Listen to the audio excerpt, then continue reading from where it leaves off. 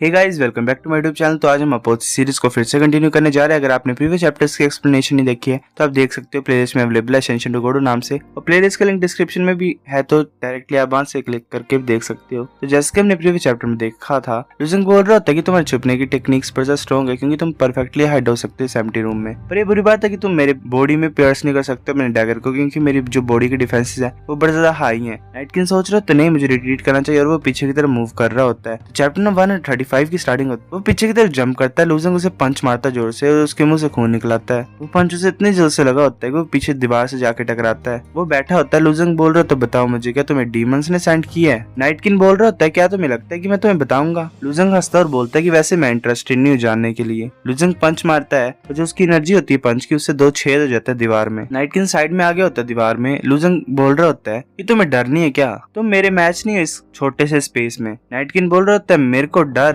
मैं suicide warrior हूँ, मैं वैसे मारा जाऊंगा, ये मैटर नहीं करता अगर मैं सक्सीड करूंगा या फेल होऊंगा। लुजिंग बोलता है डैम, क्या मतलब तुम्हारे डैम से? क्या तुम डीमंस की बात कर रहे हो? नाइट किंग बोलता है कि मैं तुम्हें नहीं बताऊंगा। लुजिंग बोलता है ये ठीक है, वैसे मुझे कुछ फर्क नहीं पड़ता है, पर मुझे लगता है कि हम डील बना सकते हैं। नाइट किंग बोलता है कैसे डील? लुजिंग बोलता है कि मैं इंटरेस्टेड तुम्हारी जो है छुपने वाली स्किल्स में, अगर तुम मुझे टीच करोगे तो मैं तुम्हें सिखा दूंगा। वो जो नाइट किंग है तो वो अपने डैगर को वापस डाल लेता है और बोल रहा होता है कि सच में क्या तुम मुझे छोड़ दोगे अगर मैं तुम्हारी हेल्प करूंगा? लुजिंग बोलता है हाँ, वैसे भी तुम्हें मारने से मुझे कोई भी बेनिफिट नहीं होगा। नाइट किंग लुजिंग की तरफ आ रहा होता है और बोल रहा होता है कि ठीक है, मेरे को सही लग रहा है, मैं एग्री करता हूँ, पर ये बुरी बात है कि इस टेक्निक को कोई भी नहीं लर्न कर सकता, सिर्फ हम नाइट किंग ही लर्न कर सकते हैं। वो डैगर से लुजिंग की तरफ अटैक करने लगा होता है। वो अपनी एक टेक्निक को यूज कर रहा होता है। लुजिंग सोच रहा होता है ये क्या कर रहा है। वो इतने ज्यादा खतरनाक तरीके से मूव कर रहा होता है कि लुजिंग को बड़े ज्यादा नाइट किंग दिखाई दे रहे होते हैं। वो लुजिंग की तरफ अटैक करने लगा होता है। लुजिंग बोल रहा होता है ये बुरी बात है कि तुम्हारा कुछ नहीं हो सकता। लुजिंग सोच रहा होता है कि जैसे मेरे को अनक्लाउडेड आइज मिली हुई है,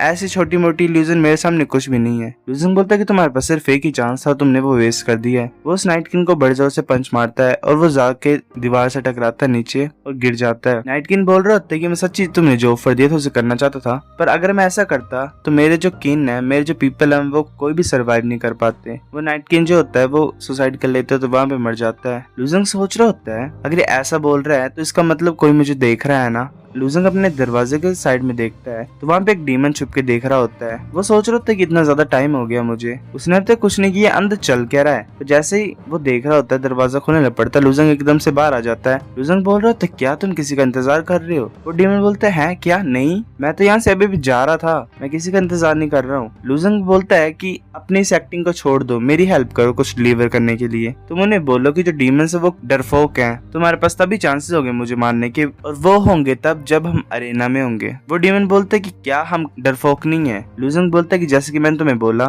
जाके बोल दो, और कुछ नहीं है मेरे को बोलने के लिए तुम्हें। फिर हमें टावर ऑफ सिन का 4th लेवल दिखाई देता है, लुजिंग जीत जाता है। 5th लेवल दिखाई देता है, लुजिंग वहाँ पे भी जीत जाता है। 6th लेवल दिखाई देता है, लुजिंग बोल रहा होता है कि 3 डेज हो गए, मैं अनचैलेंज्ड हूँ। और फिर ऐसे वो टावर ऑफ सिन के 7th लेवल में पहुंच जाता है और ट्रेनिंग चैम्बर में बैठा होता है। लुजिंग बोलता है कि मैं फाइनली ब्रोक थ्रू कर चुका हूँ, अब मैं 10th रैंक्ड वॉरियर हूँ। लुजिंग बोलते चलो फाइनली मैं 10th लेवल पे। तो जिया आ जाती है वहाँ पे और बोल रही थी कांग्रेचुलेशन, एक मंथ तो कुछ ज्यादा फास्ट था, मैंने एक्सपेक्ट किया था उससे भी। लुजिंग हंसता और बोलता है कि मेरी एस्टिमेशन के अकॉर्डिंगली स्लो है। जिया बोलती मेरे को फॉलो करो, तुम्हारे जो ओपोनेंट्स होंगे अभी से वो बड़ा स्ट्रॉन्ग हो जाएंगे, तुम्हें अपना बेस्ट देना और हारना नहीं है। लुजिंग बोलता है ठीक है। जिंग देख रहा होता है और सोच रहा होता है कि बदतमीज बच्चा, ऐसे जिया शुआंग जो है वो बड़ा प्राउड है कि कैसे एक इंसान की तरफ ऐसे तरह से देख सकती है। इसके पास और कुछ भी नहीं है पर प्रेजेस है इस बच्चे के लिए। उन एल्डिट्स के सामने मैंने 4 फाइट जीती हैं रो में एक ही मंथ में, पर ये फिर भी अपना अटेंशन लुजिंग को क्यों दे रहे हैं? तो हमें फिर एक फाइट दिखाई देती है जो कि मतलब एक 20 पीपल अटैक कर रहा होता है यूनलुओ की तरफ। वो जैसे अटैक करता है तो अरेना टूट जाता है। वो हैरान हो जाता है क्योंकि जो यूनलुओ होती है वहां से भाग गई होती है। लुजिंग सोच रहा होता है कि ये मूवमेंट तो बड़ा ज्यादा ग्रेट है, मैं यही सोच रहा हूँ कि किस रेस की होगी।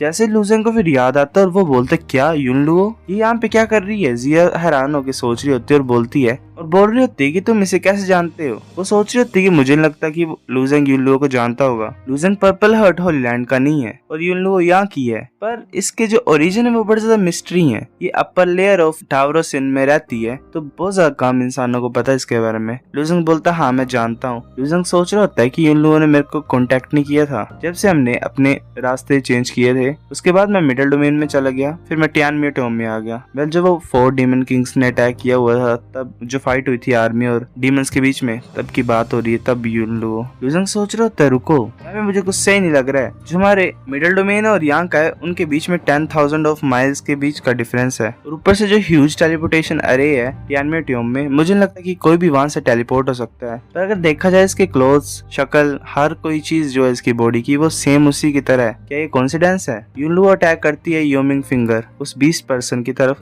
और जो अटैक होता है वो बड़ा पावरफुल होता है। लुजंग सोच रहा था क्या इनविजिबल गांग एनर्जी, इसे फिंगर टेक्निक के बारे में पता है। वो जो अटैक होता है वो उस बीस्ट पीपल के सर के आर पार हो जाता है। उसके साथ जो पीछे बैरियर होता है उस पर भी डेंट पड़ गया होता है। वो जो वॉरियर होता है वो नीचे गिर जाता है। तो जो पीपल होते हैं अराउंड में, वो बोल रहे होते हैं कि इस फेलो को चैलेंज नहीं करना चाहिए था यूनलुओ को, ये तो मरने के लिए मांग रहा था मुझे लगता है। यूनलुओ ने 6 मंथ से लाइट ऑफ फॉर्च्यून को इकट्ठा किया हुआ है, और इसने अभी तक किसी को ट्रांसफर नहीं किया है। अगर तुम इसे हरा दोगे तो तुम लोड रैंक के आसपास पहुंच जाओगे इसके लाइट ऑफ फॉर्च्यून को यूज करके। यूनलुओ लुजंग की तरफ देखती है और आ रही होती है। लुजंग बोलता है यूनलुओ लुजंग के बिल्कुल पास आ जाती है और बोलती है कि मुझे नहीं पता कि तुम कौन हो, पर तुम्हारी जो स्मेल है वो मुझे अच्छी लग रही है, मेरे को पसंद आ रही है। फिर कैसी बातें कर रही है? लुजंग बोलता है क्या मैं सच्ची में स्मेल करता हूँ? तो इसी का मतलब ये है क्या कि यूनलुओ जो मैं जिसको जानता हूँ वो ये नहीं है। लुजंग और यूनलुओ एक दूसरे की तरफ देख रहे होते हैं। जिया सोच रही होती है कि हाँ ये सचमुच हो गया कि यूनलुओ वियर्ड है। लुजंग बोलते है कि सच्ची इसका नाम यूनलुओ क्या? जिया बोलती है हाँ,